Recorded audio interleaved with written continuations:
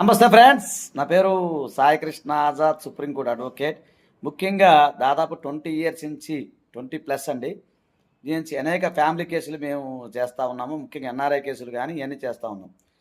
ఈరోజు అంశం ఏంటంటే మాకు దానికంటే ముందు విజయవాడలో, మాకు హైదరాబాద్లో, ఢిల్లీలో కూడా మాకు ఆఫీస్ ఉంది. దానికంటే ముందు ఈరోజు చక్కని అంశంతో నేను ముందు చెప్తాను. అదేంటంటే హిందూ మ్యారేజ్ యాక్టు గుర్తుపెట్టుకుని, హిందూ మ్యారేజ్ యాక్ట్ సెక్షన్ 13లో క్రిస్టల్ క్లియర్గా డివోర్స్కి సంబంధించిన అనేక గ్రౌండ్స్ ఉన్నాయి. అందులో అతి ముఖ్యమైనది అడాల్టరీ గ్రౌండు. ఆ అడాల్టరీ గ్రౌండ్ సంబంధించి మనకు తెలుసు, సుప్రీంకోర్టు వారు చెప్పారు అడాల్టరీ అనేది భారతదేశంలో నేరం కాదు. కాకపోతే అడాల్టరీ గ్రౌండ్ కింద మీరు డివోర్స్ అనేది ఫైల్ చేసుకోవచ్చు. తర్వాత క్రూయాలిటీ గ్రౌండు, అన్క్యూరబుల్ డిసీజెస్, తర్వాత 7 ఇయర్స్ వేరే అబౌట్స్ తెలిసిపోవటం, అలాగే సన్యాసాన్ని స్వీకరించటం. ఓకేనా పెట్టి ఇదే కాకుండా ఎక్కువగా అంటే జనరల్గా చాలా వేరే వేరే జడ్జిమెంట్స్ ఉన్నాయి.